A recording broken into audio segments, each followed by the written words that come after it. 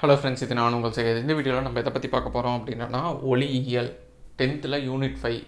அதுவும் அதுக்கப்புறமா பார்த்திங்கன்னா அடுத்த லெசன் யூனிட் 6 கதிரியக்கம் சம்மந்தமாக உள்ள லெசனு.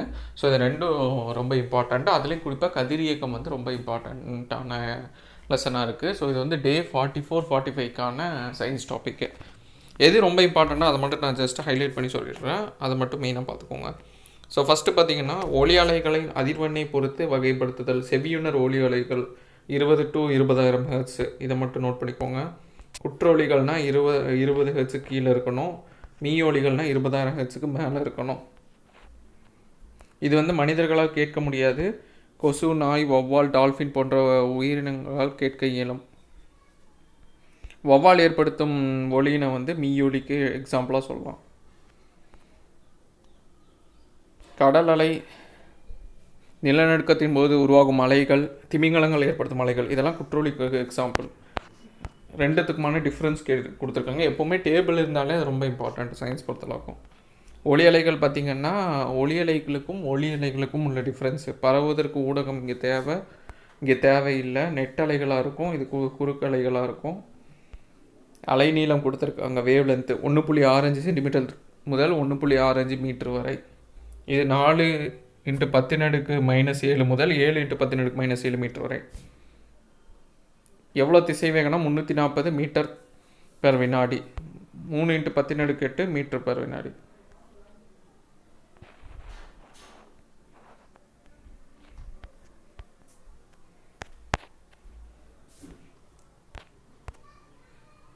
இதோட திசைவேகம் பார்த்திங்கன்னா திடப்பொருள் அதிகமாகும், அடுத்து வந்து திரவ பொருளில் அதையோடு கொஞ்சம் கம்மியாகவும், வாயுப்பொருளில் ரொம்ப கம்மியாகவும் இருக்கும்.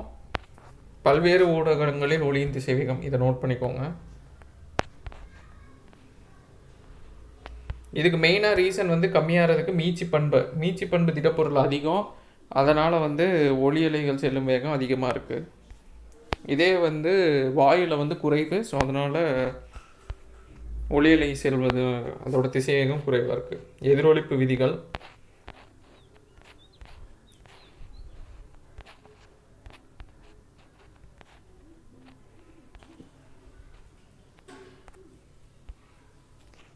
ஸோ இதில் பார்த்திங்கன்னா எதிரொலி கேட்க வேண்டுமானால் குறைந்தபட்ச தொலைவானது காற்றின் ஒளியின் திசைவேக மதிப்பில் 1 to 1/20 பங்குக்கு பகுதியாக இருக்கணும். ஒளியின் திசைவேகம் எவ்வளோனா காற்றில் வந்து 344 மீட்டர் பெர் வினாடி. அதனால் வந்து எதிரொலி கேட்பதற்கான குறைந்தபட்ச தொலைவு 17 மீட்டர் இருக்கணும். ஸோ இது இம்பார்ட்டண்ட்டாக நோட் பண்ணிக்கோங்க. எதிரொலி எங்கெங்கெல்லாம் பயன்படுது அப்படின்னு சொல்லி கொடுத்துருப்பாங்க. விலங்குகள் வந்து சமிக்கைகளை இது பண்ணுறதுக்கு, மகப்பேறியல் துறையில் வந்து அல்ட்ராசோனிக் கிராஃபிக் கருவியில் பயன்படுது. தாயின் கருப்பையில் உள்ள கருவின் வளர்ச்சியினை ஆராய இது மிகவும் பயன்படுகிறது.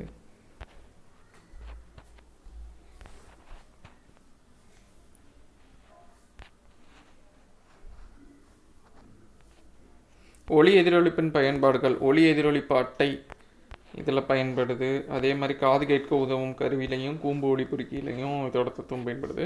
டாப்ளர் விளைவு ரொம்ப ரொம்ப இம்பார்ட்டண்ட்டு.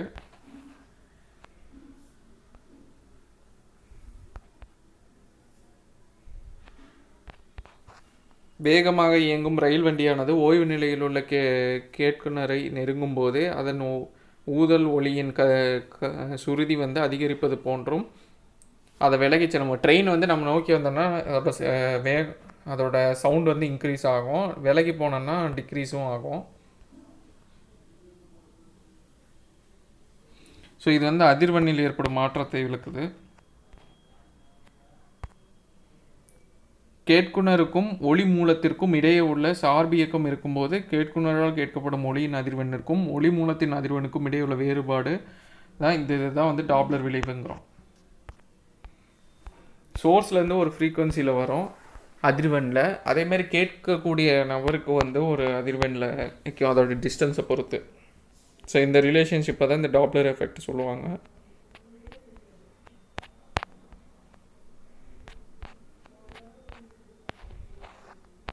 டாப்ளர் விளைவின் பயன்பாடுகள் ரொம்ப ரொம்ப இம்பார்ட்டன்ட், ஃப்ரீக்வெண்ட்டாக கேட்டே இருப்பாங்க. வாகனத்தோட வேகத்தை கணக்கிடுறதுக்கு உதவி புரியும். துணைக்கோள் ஒன்றின் தொலைவை கண்டறிய உதவி புரியும். ரேடார்களில் பயன்படும். ரேடாரோட ஃபுல் ஃபார்ம் கேட்பாங்க. Radio detection and ranging. சோனாரில் பயன்படும். Sound navigation and ranging.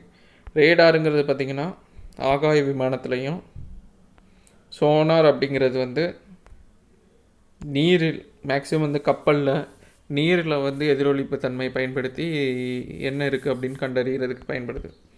So இது இந்த லெசன் ரொம்ப சின்ன லெசன் தான். ஜஸ்ட் இது மட்டும் நான் சொன்ன ஆஸ்பெக்டை பார்த்துக்கோங்க. அணுக்கரு இயற்பியல் யூனிட் 6. ஸோ கதிரியக்கம் சம்மந்தமாக இதில் படிப்போம். இதில் ஃபஸ்ட்டு பார்த்திங்கன்னா ரொம்ப இம்பார்ட்டண்ட்டு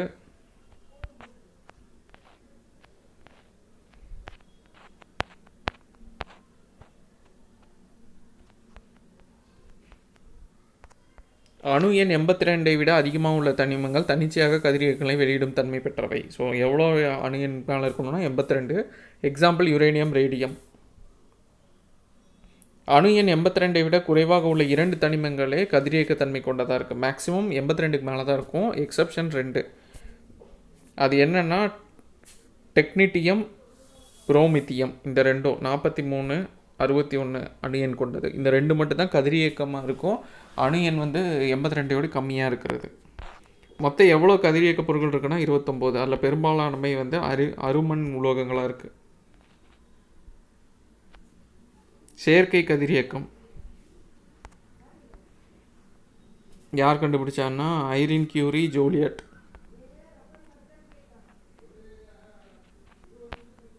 இயற்கை கதிரியக்கத்துக்கும் செயற்கை கதிரியக்கத்துக்கும் உள்ள வித்தியாசம்.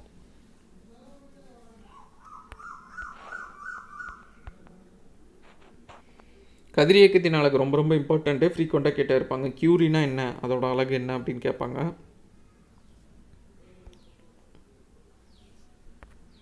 ஒரு கதிரியக்கத்தின் தொன்மையான அழகு கியூரி. இது கதிரியக்க பொருளிலிருந்து ஒரு வினாடியில் வந்து 3.7 × 1010 அளவில் சிதைவுகள் ஏற்பட்டால் ஒரு கியூரின்னு சொல்கிறாங்க. 1 கிராம் ரேடியம் பார்த்திங்கன்னா 226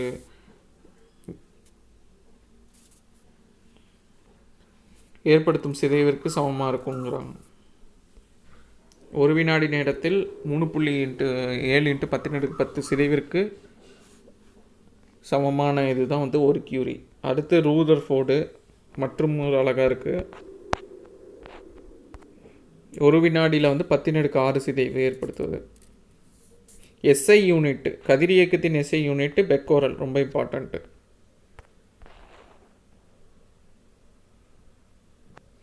இது வந்து ஒரு வினாடியில் எவ்வளோ கதிரியக்க சிதைவு ஏற்படுத்தோ அதுதான் பெக்கோரல்னு சொல்கிறாங்க. ராய்ஞ்சன் அப்படிங்கிறது வந்து காமா மற்றும் எக்ஸ் கதிர்களால் வெளிப்படும் கதிரியக்கத்தின் அழகாக இருக்குது. ஸோ இந்த 4 யூனிட்டுமே பார்த்து வச்சுக்கோங்க, கேட்கலாம். அடுத்து ஆல்ஃபா, பீட்டா, காமா ரே கதிர்கள், இதை பற்றி கேட்பாங்க. இது ஒரு டேபிளாகவே கொடுத்துருக்காங்க, ரொம்ப ரொம்ப இம்பார்ட்டண்ட்டு. ஆல்ஃபானா என்ன? 2 புரோட்டான்கள் 2 நியூட்ரான்கள் கொண்ட ஹீலியம் அணுவின் உட்கரு தான் ஆல்ஃபா. பீட்டாங்கிறது வந்து எலக்ட்ரான்கள், அதான் பீட்டாங்கிறாங்க. காமா அப்படிங்கிறது ஃபோட்டான்கள் எனப்படும் மின்காந்த அலைகளாக இருக்குது. மின்சுமை பார்த்திங்கன்னா ஆல்ஃபா வந்து நேர்மின் சுமை, பீட்டா எதிர்மின் சுமை, நடுநிலைத்தன்மை காமா. அயனியாக்கும் திறன் வந்துட்டு இருக்கிறதுலையே அதிகம். பீட்டாவை காட்டிலும் 100 மடங்கு, காமா துகள்களை காட்டிலும் 10,000 மடங்கு. அயனியாக்கும் திறன் வந்து குறைவு. இதில் பார்த்திங்கன்னா இருக்கிறதுலே ரொம்ப குறைவு காமா கதிர்கள்லாம். ஊடுருவின் திறன் பார்த்திங்கன்னா ஆல்ஃபாவுக்கு ரொம்ப கம்மி, பீட்டாவுக்கு தான் ரொம்ப ஜாஸ்தி. மின் மற்றும் காந்தப்புலங்களால் ஏற்படும் விளைவு, இது வந்து விளக்கமடையும். ஃப்ளெமிங் இடக்கை விதிப்படியும் அதே மாதிரி இதுவும் வந்து விளக்கமடையும். ஃப்ளெமிங் இடக்கை விதிப்படி தான் செயல்படும். மின் மற்றும் காந்தப்புலங்களால் விளக்கடையாதது வந்து காமா கதிர்கள். திசைவேகம் பார்த்திங்கன்னா ஒளியின் திசைவேகத்தில் 1/10 இல்லை 1/20 மடங்கு வரையிலான திசைவேகத்தில் செல்லும். இது 9/10 மடங்கு திசைவேகத்தில் செல்லும். ஒளியின் திசைவேகத்தில் செல்வது காமா கதிர்கள்.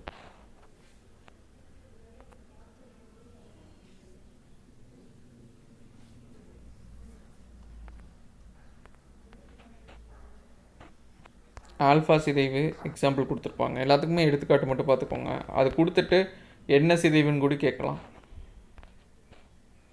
அடுத்து அணுக்கரு இணைவு, அணுக்கரு பிளவுன்னு 2 இருக்குது. அணுக்கரு பிளவு பார்த்திங்கன்னா அவங்களுக்கு மேக்ஸிமம் அணுக்கரு உலைகள்லாம் இந்த தத்துவத்தில் யூஸ் பண்ணி தான் இதாக இருக்கும். யுரேனியம், தோரியம் இதெல்லாம் யூஸ் பண்ணி ஆற்றலை இது பண்ணுவாங்க. இயற்கையில் வந்துட்டு எவ்வளவு பெரும்பான்மையான இது இருக்குது பார்த்திங்கன்னா, யுரேனியம் 238 தான் 99% இருக்குது. யுரேனியம் 235 வந்து வெறும் 0.72% தான் இருக்குது. இது இம்பார்ட்டண்ட்டாக பார்த்துக்கோங்க. யுரேனியம் 235 தான் பிளவுக்குட்படுத்தப்படும் பொருளாக இருக்குது. யுரேனியம் 238 வந்து பிளவுக்குட்படுத்தப்படாத மாதிரி இருக்குது.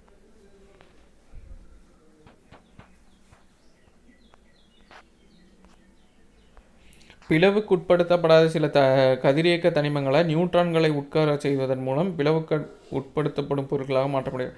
அதாவது இந்த பொருள் வந்து நேச்சுரலாகவே வந்து ஸ்ப்ளிட் ஆகாது. ஆனால் நியூட்ரானை கொண்டு போய் கூட சேர்க்கும்போது அது வந்து உங்களுக்கு அணுக்கரு பிளவு நடக்கக்கூடிய பொருளாக வந்து மாறும், பிளவுக்குட்படுத்தப்படும் பொருளாக மாறும். அதுக்கு example uranium 238, thorium 232, plutonium 240.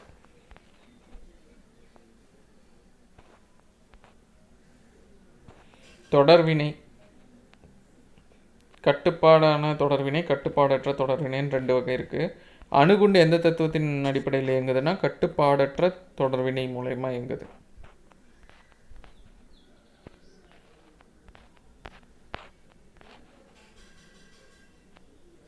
Electron வோல்ட்டோட value note பண்ணிக்கோங்க.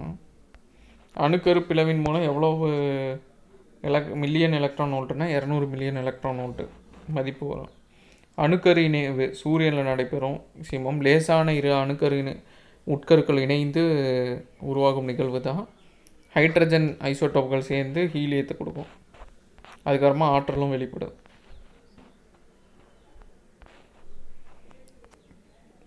உலகப்போருங்கும்போது 2 இது அணுகுண்டு இது பண்ணாங்க. ஒன்று லிட்டில் பாய், இன்னொன்று ஃபேட்மேன். லிட்டில் பாய் வந்து யுரேனியத்தை மையமாக கொண்டு இருக்கும். ஃபேட்மேனுங்கிறது புளூட்டோனியத்தை மையமாக கொண்டு இருக்கும்.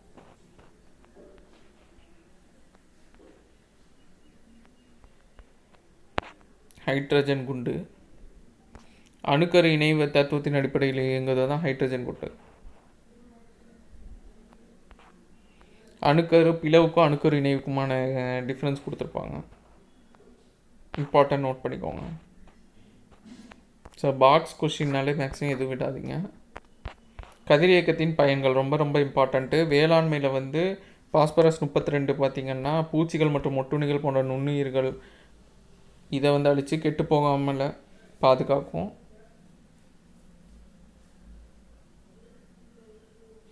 உற்பத்தி பொருளை வந்து பாதுகாக்கும்.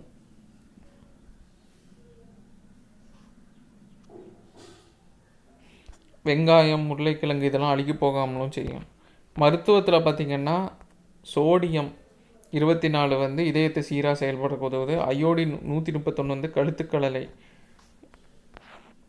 காய்டர் அதை வந்து குணப்படுத்த உதவுது. இரும்பு 59 பார்த்திங்கன்னா இரத்த சோகையை அடையாளம் காணவும். பாஸ்பரஸ் 32 தோல் நோய் சிகிச்சையிலையும் பயன்படுது. கோபால்ட்டு பார்த்திங்கன்னா தோல் புற்றுநோய். அதுக்கப்புறமா தங்கத்தின் ஐசோட்டோப்பான தங்கம் 198 இதுவும் பார்த்திங்கன்னா தோல் புற்றுநோயை குணப்படுத்துறதுக்கு. தொழிற்சாலைகளை வந்து வானூர்தியில் எடுத்து செல்கிற பொருட்களில் வந்து வெடிமருந்து இருக்கான்னு கண்டுபிடிக்கிறதுக்கு கலிஃபோர்னியம் அந்த இதுவும், புகை உணரும் கண்டு உணர்வியாக வந்து அமர்சியம் இதுவும் பயன்படுது. ஸோ இதுவும் இம்பார்ட்டண்ட்டு. தொல்லியல் ஆய்வுக்கு வந்து கார்பன் 14 C14. பூமியின் வயது என்னன்னு கேட்குறாங்க. 4.54 × 10⁹ ஆண்டுகள், 45 கோடியே 40 லட்சம் ஆண்டுகள்.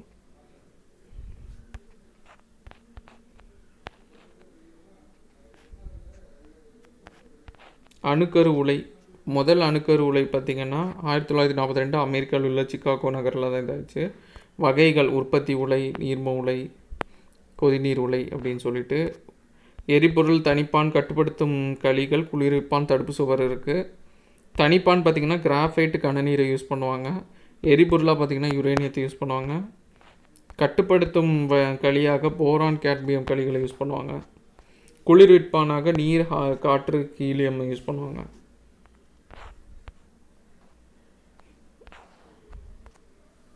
இந்திய அணுசக்தி ஆணையம் 1948, அதன் தலைவர் ஹோமி பாபா. இப்போ இருக்கிறது பார்த்திங்கன்னா பாபா அணு ஆராய்ச்சி மையமாக இருக்குது. என்னென்ன ஸ்டேட்டில் இருக்குன்னா, ஃபஸ்ட்டு இந்தியாவிலே முதல் அணுமின் நிலையம் வந்து தாராப்பூரில் உருவாக்குறாங்க. மகாராஷ்டிராவில் இருக்குது. அதுக்கப்புறமா ராஜஸ்தான், குஜராத், உத்தரப்பிரதேசம், கர்நாடகா, தமிழ்நாட்டில் 2 அணுமின் நிலையங்கள் இருக்குது. ஆக மொத்தம் 7. தமிழ்நாட்டில் கல்பாக்கம், கூடங்குளத்தில் இருக்குது. இந்தியாவில் கட்டப்பட்ட முதல் அணுக்கரு உலையோட பேர் வந்து அப்சரா. மொத்தம் இப்போ எவ்வளோ இருக்குன்னா 22. சைரஸ், துருவா, பூர்ணிமாலாம் வந்து அணுக்கரு உலைக்கான எக்ஸாம்பிள். ஸோ அவ்வளோதான். இந்த வீடியோ யூஸ்ஃபுல்லாக இருக்கும்னு நம்புகிறேன். இது வந்து டே 44, 45க்கான சயின்ஸ் வீடியோ. அப்கமிங் வீடியோஸில் பார்க்கலாம். தேங்க்யூ.